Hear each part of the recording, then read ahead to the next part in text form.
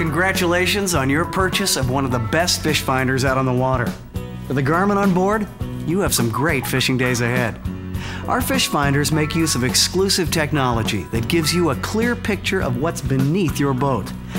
Now, the technology may be complex, but using it is simple. There are very few keys and no complicated menus on these units, because the people who designed them know that you just want to get out there and fish and not spend all day adjusting your fish finder. The Fish Finder 100, 160, and 240 have identical operations. The main differences are their screen size, resolution, and display colors. The Fish Finder Blue Series units have dual frequency transducers, making them more suitable for offshore fishing. Their operations are the same as the other fish finders, except that you'll be able to switch between the two available frequencies. The Fish Finder 100 Portable also has identical operations to the other units, but requires no installation. It comes with a portable case and a suction mount transducer that you simply attach to the outside of any boat. In this video, we're going to cover some installation tips and the basic operations of your fish finder, so you'll know what to expect when you take it out on the water. We talk about all the cool features of your fish finder. Let's look at how sonar works. A sonar unit operates by transmitting sound waves from a transducer mounted on your boat, which acts as the eyes and ears of the sonar. The sound waves travel toward the bottom of a lake or seabed in a cone-shaped pattern. When the sound wave strikes an object, such as the bottom, a piece of structure, back to the transducer. The transducer sends the data to the fish finder or sounder unit to be processed and displayed on the screen. This process is repeated many times per second, which allows you to see a continuous line for the bottom, along with returns indicating structure, fish, and other objects. The first strong return sets the bottom level.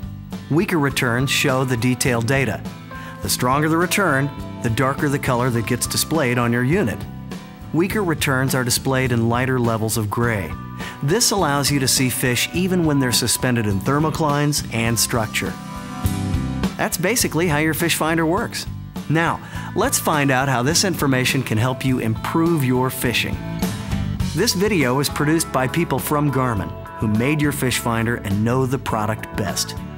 We've divided this video into several sections, so if you need to come back and review a topic at another time, you can quickly find your spot.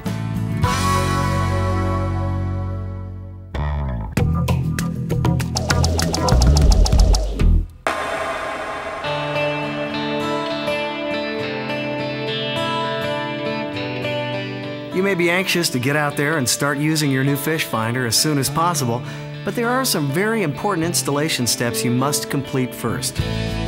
The type of transducer you choose and where and how you mount it on your boat can make a big difference in the performance of your fish finder. There are several types of transducers, and your Garmin dealer can help you select the best one based on your boat and your fishing application. Let's look at the different styles and how to mount them. The most common type of transducer is the transom mount. It's the least expensive and easiest to install. This transducer is installed on the boat's transom, below the waterline. It's usually positioned just below the hull and should be parallel with the bottom. It must be mounted in front of the propeller in order to avoid air bubbles and turbulent water. Do not mount the transducer in line with the propeller or behind any struts, fittings, or water intake or discharge ports that could create air bubbles. An in-hull or shoot-through hull transducer is one of the best types of installations. An in-hull transducer is glued directly to the inside of the hull. This type of transducer is suitable only for boats with solid fiberglass hulls. Your dealer or manufacturer can suggest a position to install the transducer for best performance. Since no part of the transducer actually protrudes into the water flow, it generally works well at high speeds and can't be damaged by rocks or stumps. A through-hole transducer requires drilling a hole in the boat and installing the transducer through that hole. This type of transducer is generally used on boats with inboard motors. We recommend hiring a professional installer to mount a through-hole transducer. Just as you'd want a professional installer to know what he's doing before drilling a hole in your boat, you need to take care when installing a transducer on your own. Read the directions in your owner's manual and carefully follow the installation instructions that come with your transducer. If your transducer is installed incorrectly, you won't get a good picture on your fish finder display, and it won't work well at higher speeds. If you want to mount 2 fish finders on your boat, or a fish finder and a separate flasher or digital depth sounder, be sure to mount the transducers as far apart as possible to reduce the possibility of signal interference. Ideally, one should be mounted on the front of the boat and one on the back. However, even if they are installed at opposite ends of the boat, you may still get interference under some conditions. This is what you'll see on your fish finder if you're experiencing interference. The depth readout will be way off and vertical streaks will appear on the display.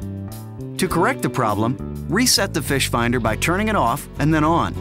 If you're still getting interference, turn off the unit that's causing the interference and then reset the one you're using by turning it off and then on. The next step is making the electrical connections between your fish finder